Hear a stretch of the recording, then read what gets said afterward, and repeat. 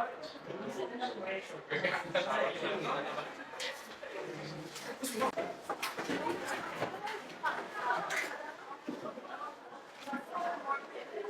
morning, class.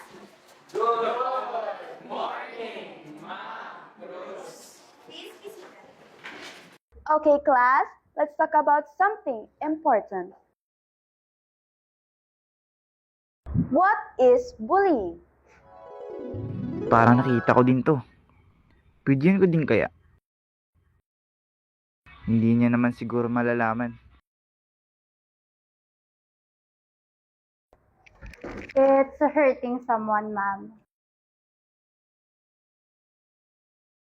Yes, but not just physically. Bullying can be words, exclusion, even silence. Maybe they are scared, ma'am. Scared of what? Of becoming the next target? But when we stay silent, we become part of the problem. For your advocacy project, form groups of two.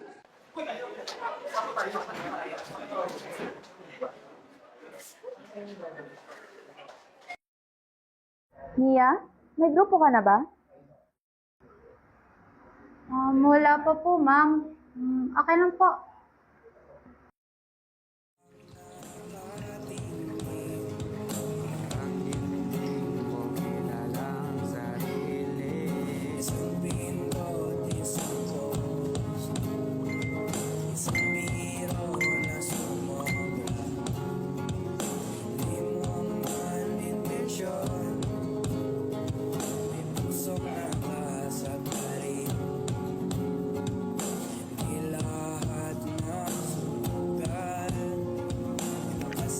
Kita mo yung video? Yeah. Ang petty nun. Dito pa talaga Parang siya umiyak. nagana. True. Dito pa talaga siya umiyak. Napaka-attentive kasi talaga. Ang drama. For artist. Kasi hindi niya magawa sa bahay. Bakit? Wala naman siya sinisin ng gara. Kaya nga. Ang petty talaga. I couldn't help myself.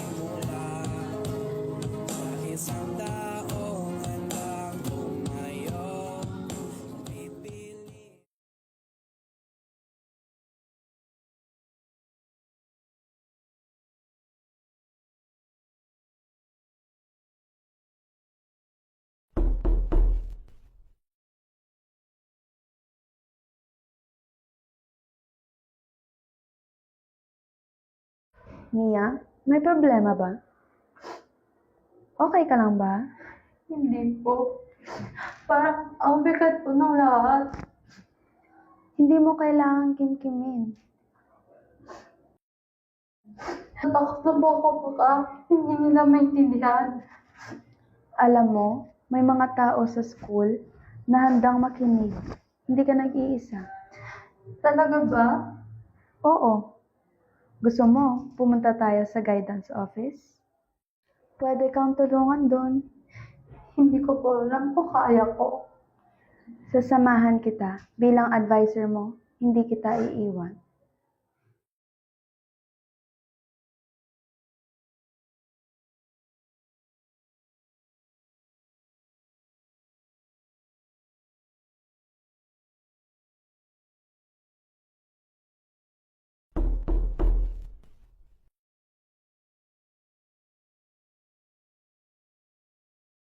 Ms. Ramos, good morning po.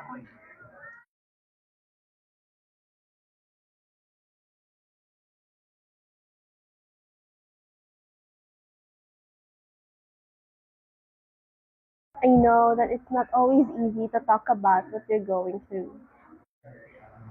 Opo, medyo kinakabahan lang po ako. It's okay. You can take your time.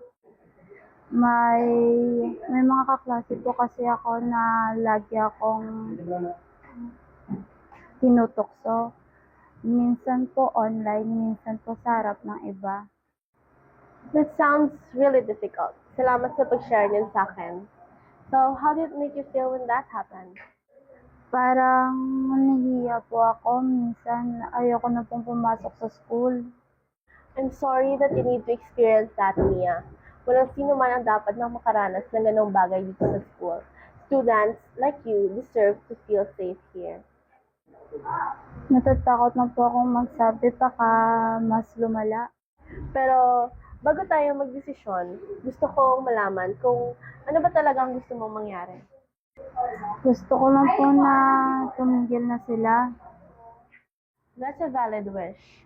We can work together to handle this situation. And I will also make sure that you were supported while we handle this properly. Salamat po, ma'am. Mia, you're not alone in this.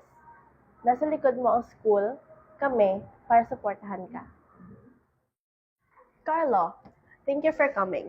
I asked you here because a concern was raised regarding your interaction with a classmate. Opo, ma'am. I want to give you a chance to explain your side. What happened between you and Mia? Nagbibiro lang po naman kami doon at di ko po inasa na masasaktan siya. I understand that sometimes students think something is a joke. However, if it causes embarrassment, fear, and harm to other students, it can already be considered as bullying. Opo, ma'am. Ngayon ko lang po talaga naintindihan. As a guidance counselor, it is a part of our responsibility to always make sure that everyone feels safe and respected.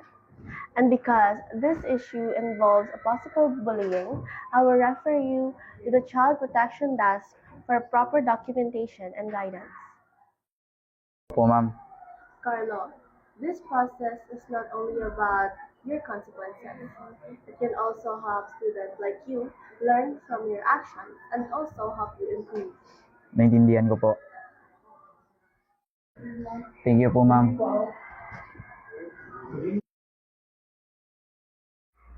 Good morning, sir. Nirefer po ako dito ni Miss Ramos. Good morning. Have a seat. Thank you po. Carlo, the school received a report about bullying behavior. Our goal here is to understand everything and ensure the safety of all students. Opo, sir. Do you understand how your actions may have affected Mia? Opo. Naisipan ko po na napaya ko po siya at nasaktan. Acknowledging that is an important step. The school will conduct a proper process and intervention to address this situation. Hindi po akong may pagtulungan. That is good to hear. We encourage students to learn from their mistake and help create a respectful environment.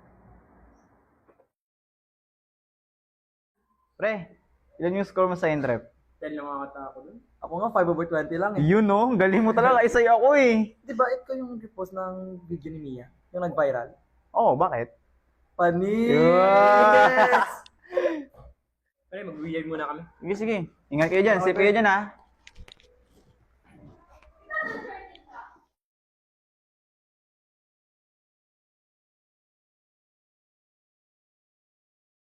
Naduwag ako.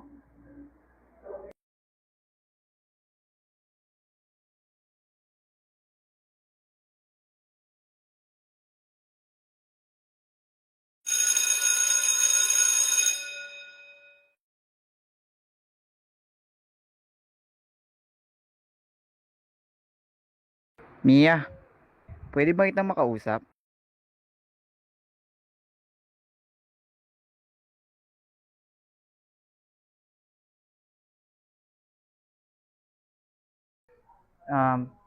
Mia, may aminin pala ako sa'yo. Ako nga pala yung nag-repost ng video. Pero hindi ako nagsimula ah. At alam kong dinagdagan ko ang sakit ng nararamdaman mo. Pasensya ka na. Alam mo kung ano yung mas masakit? Yung pakiramdam na wala kang halaga. Mia, may halaga ka. At alam kong ako mali dito. Alam mo ba yung pakiramdam na kapag dumadaan ka sa hallway, pinagtatawanan ka? Yung wala naman ako kasalanan, pero bakit ako yung nasasaktan? Mia, pasensya na talaga sa ginawa ko sa iyo ha. At Promise, hindi ko na uulitin. Gusto kong itama ang pagkakamali ko. Paano? Gawin nating kwento, hindi para gumante, kundi para may matuto at may tamang mga mali. Okay, class, the contents of your short film must promote empathy and safe spaces. Yes, Mia? Ma'am, pwede po bang ilagay ang help-seeking information? Oo, ma'am. Pwede po ba? Mas magiging makabuluhan kung ganon. Mia, pwede ka ba namin makasama? Pwede naman.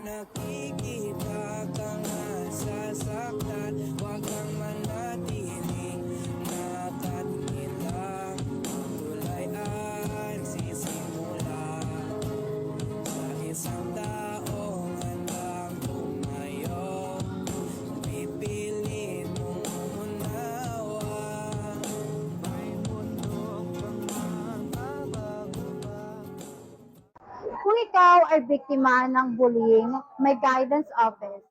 May child protection policy. May mga gurong handang makinig. Hindi ka nag-iisa. Ang pananahimik, may panig din. Ang safe school, hindi lang polisiya.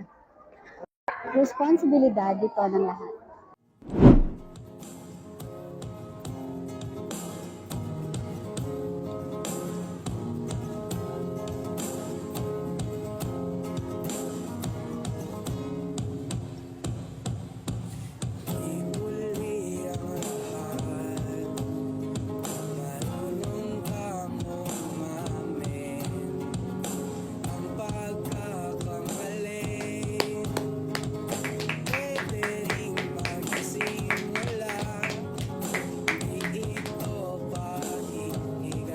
Mia, pwede bang magsimula ulit? Pwede.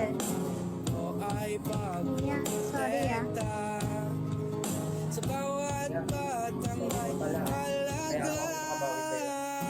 Okay lang, basta wag mo nang ulitin ha. Mia, sorry ah. Mia, sorry ah.